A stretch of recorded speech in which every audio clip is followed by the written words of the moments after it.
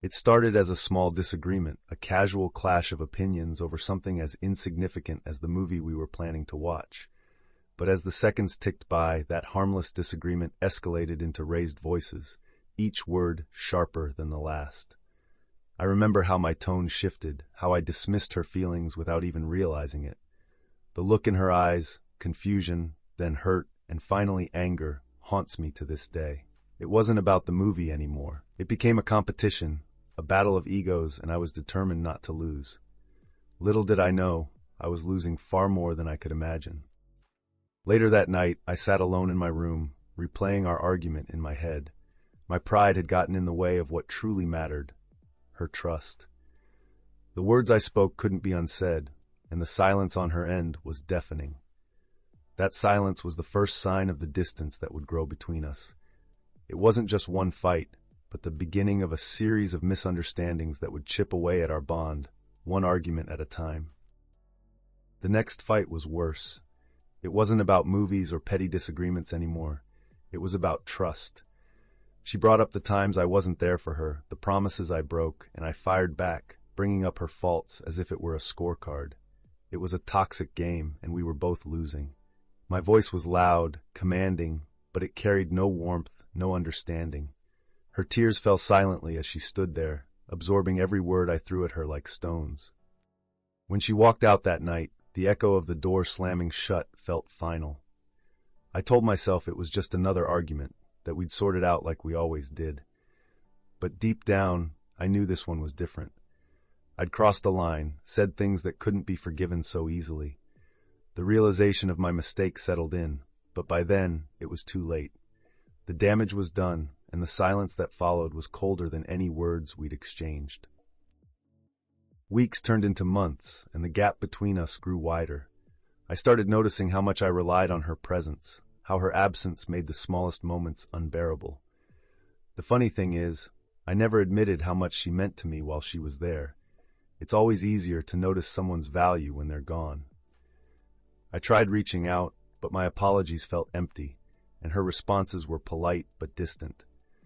Every time I heard her voice, it felt like I was speaking to a stranger, and that realization cut deeper than any argument ever could. I began reflecting on all the times I let my pride dictate my actions. I wanted to win, to be right, but what did I really gain? I'd lost her laughter, her trust, and the quiet comfort of knowing someone had my back. In trying to assert myself, I'd pushed her away. The weight of my actions became unbearable, and for the first time I truly understood the cost of my words. One day I saw her in a cafe with someone else. She looked happy, and for a brief moment I felt a pang of jealousy. But that jealousy quickly turned into guilt. How could I feel jealous when I was the one who pushed her away? Watching her laugh with someone else made me realize just how much I'd taken her happiness for granted. I wasn't the reason for her laughter anymore, and that truth was a bitter pill to swallow. I wanted to approach her, to tell her I'd changed, that I'd learned from my mistakes. But what right did I have? She deserved peace, and I had no right to disturb that. So I walked away, carrying the weight of my regrets with me. It's a burden I'll carry for the rest of my life, but maybe that's the price of my actions, the lesson I had to learn the hard way. Time, they say, heals all wounds, but I learned that time alone isn't enough. I spent months in self-reflection, trying to understand why I let my pride take control. I began to see the patterns, not just with her, but with others I cared about. My need to always be right had cost me friendships, strained family ties, and of course, the one person who truly believed in me. I decided to seek help. Talking to a therapist felt like admitting defeat at first, but it became the first step toward understanding myself. As I unraveled my behavior, I realized that I wasn't fighting her during those arguments. I was fighting my insecurities, projecting my fears onto her. That realization didn't erase the damage I'd done, but it gave me a roadmap for change. Reaching out to others felt like stepping onto thin ice. I started with small gestures, apologies to friends I'd hurt, honest conversations with family. Each interaction was a reminder of how much I'd taken for granted. Slowly, I began to rebuild bridges I thought were burned forever. But when it came to her, I hesitated. How could I expect her to forgive me when I still struggled to forgive myself? One night, after much deliberation, I wrote her a letter. I poured my heart out, admitting my faults and expressing my regret. It wasn't about winning her back or erasing the past. It was about giving her the closure she deserved. I sealed the letter, but it sat on my desk for weeks, gathering dust. Sending it felt like opening a door I wasn't sure I had the strength to face. Eventually, I found the courage to send the letter. Days turned into weeks, and there was no response. I told myself not to expect anything. After all, she owed me nothing. But deep down, I couldn't stop wondering if she'd read it, if she'd felt even a fraction of what I wanted to convey. Then one day my phone buzzed with a notification. It was her. The message was brief, but her words carried weight. I got your letter. I appreciate your honesty. That was it. No promises, no rekindling of what we once had.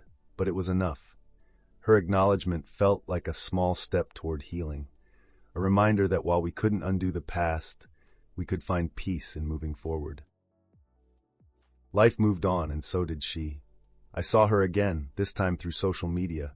Her photos showed her traveling, smiling, living a life full of joy and peace. Seeing her happy made me realize that I'd done the right thing by letting her go. There was no room for resentment, only gratitude for the lessons she taught me. I focused on rebuilding my life, not just for me, but for the relationships I still had. I became more patient, more willing to listen, and less afraid to admit when I was wrong. I won't pretend that the guilt disappeared entirely.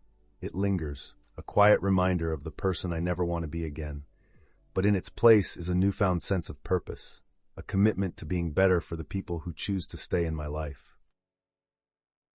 Months turned into a year, and life began to take on a sense of normalcy. The pain I carried wasn't as sharp anymore. It dulled into something manageable. I'd learned to live with the scars, to accept them as part of my story. In time, I realized I was no longer haunted by our arguments, but by the silence that had followed. The silence wasn't just hers. It was mine too.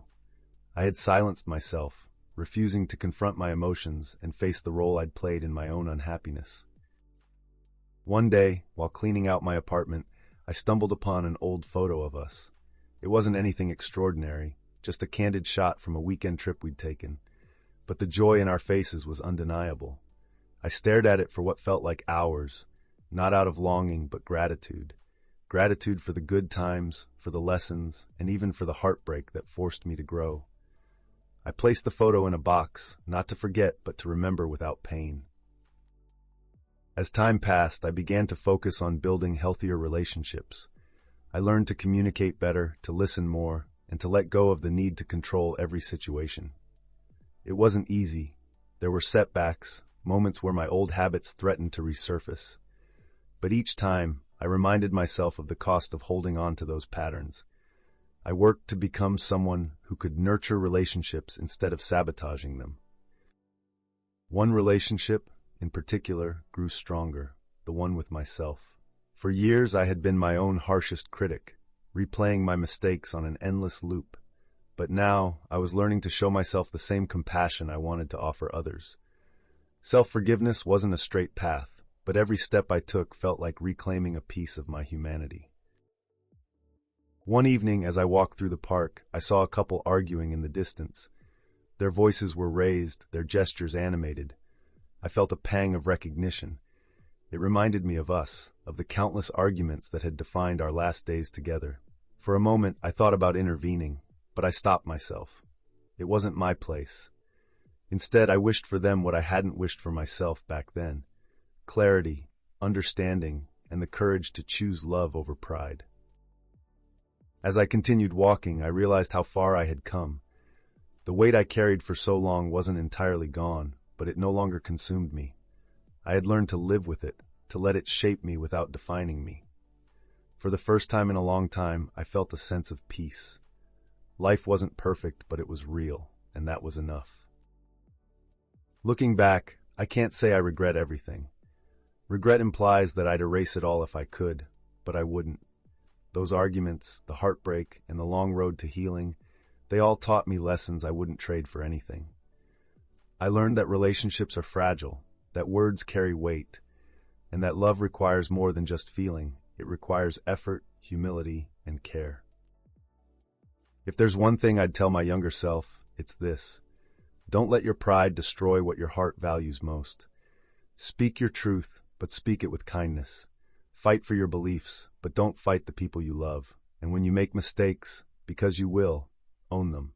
Apologize sincerely, and strive to do better. To anyone listening, know this. Estranged relationships don't always get a second chance. Sometimes, the best you can do is learn from them and carry those lessons into the future. And that's okay. Healing isn't about erasing the past, it's about growing from it.